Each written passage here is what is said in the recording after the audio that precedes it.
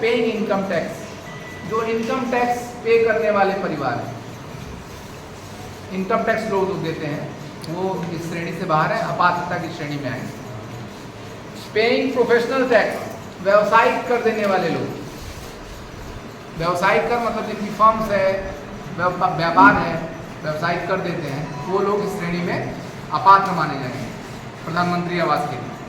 आउन 2.5 एकड़ और मोर ऑफ इरिगेटेड लैंड, 2.5 एकड़ या इससे ज्यादा की सिंचित भूमि जिसके पास होगी, सिंचित भूमि आप समझ रहे हैं ना, मतलब उर्वर सिंचित कृषि योग्य भूमि, 2.5 एकड़ या इससे अधिक जिसके पास होगी उसको अपात्र माना जाएगा। और अगला 10वां है आउन 5 एकड़ और मोर ऑफ अनइरिगेटेड लैंड, मतलब 5 एकड़ या इससे ज्यादा भूमि जिसके पास असिंचित भी होगी उसको भी अपात्र माना जाएगा।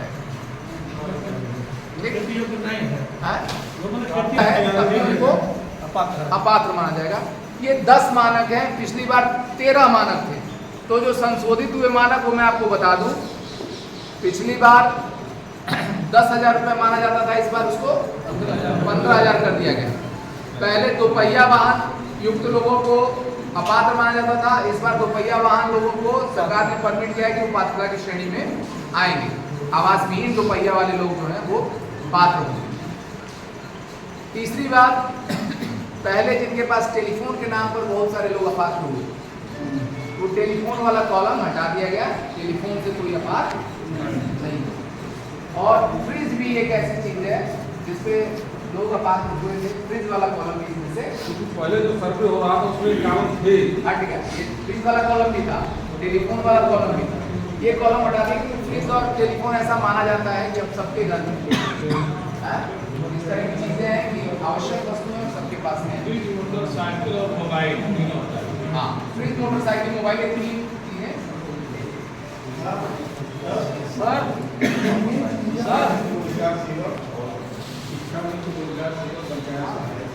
जिनकी भी 15,000 रुपए से कम जिनका है, संविदा कर्मी सरकारी सेवा में नहीं माने जाते, संविदा कर्मी। और 15,000 रुपए से कम की यदि अर्निंग है तो वो आवास विहीन है तो पात्र मान जाएंगे। पहली शर्त जो है वो आवास विहीन होने की है। आवास विहीन को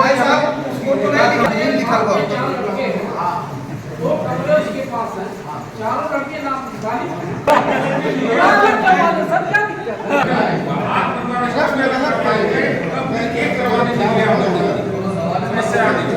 मैं एक बात बताऊं, देखिए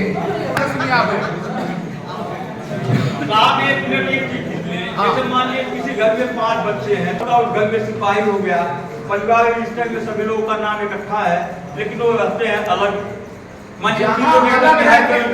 सुनिए, जहाँ अलग रहते हैं वहाँ आपको कुछ सिद्ध करने की आवश्यकता नहीं है। उनके पास कच्चा मकान है, मिला है मकान, अगर कच्चा मकान है उनके पास कच्चा मकान है तो वो पात्र हैं। अगर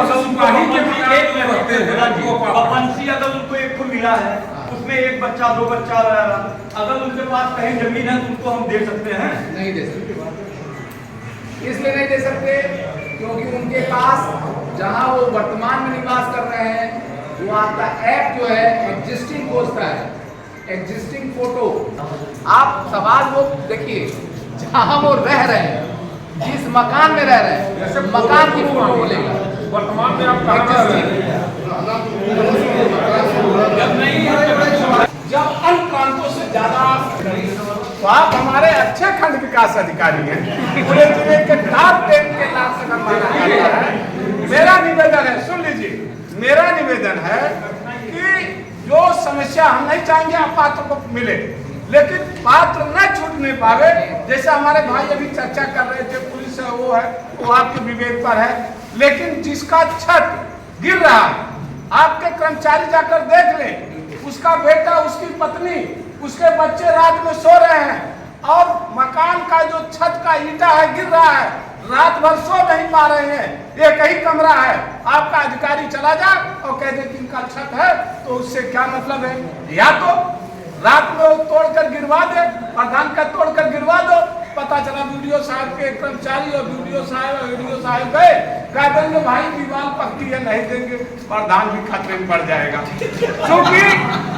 क्योंकि समस्या है, मेरा निवेदन है कि ये प्रधानों का भी अग्नि परीक्षा का वर्ष है और आप प्रधानों के हमेशा ध्यान रखे हैं। हमारा ब्लॉक कायदे से चला है, इसलिए अन्य जगह से थोड़ा जो है जनहित में, जो जनहित का है समस्या है उसका निराकरण कराइए, और जो मकान गिरने की स्थिति में हो और भले छत हो लेकिन उसको आवाज मिलना चाहिए। हमें देखिए दो चीजें हैं, मैं बता दूं। शासन के दिशा निर्देशों के अनुरूप हम लोगों को चलना होता है। शासन ने, भारत सरकार ने, ये गवर्नमेंट ऑफ इंडिया का मानक निर्धारित किया हुआ पत्र है जो हमारे सामने है, जो उन्होंने मानक निर्धारित है। तो मानक निर्धारण में उन्होंने जो 10 पॉइंट हमें दिए हैं, हम उनसे बंधे हुए हैं। जहाँ तक बात जर्जर की है या नहीं रहने योग्य आवासों की, उन पर स्पेशल अगर रिकमेंडेशन हमारे सेक्रेटरी, हमारे सेक्टर एडीओ और हमारे अन्य लोग लगाते हैं कि ये मकान रहने योग्य नहीं है, जर्जर है, तो उनको बिल्कुल आवास। लेकिन ऐसी स्थिति प्रधान जी गांव में 2 एक की होगी, वही कह रहे हैं। और दूसरी चीज देखिए सर, थोड़ा मैं बता दूं, और अभी प्रधान जी कह रहे थे पुलिस की नौकरी घंटा नहीं, 1 घंटा नहीं अपॉइंटमेंट के बाद वो अपनी पत्नी के साथ वो रहना चाहता है, तो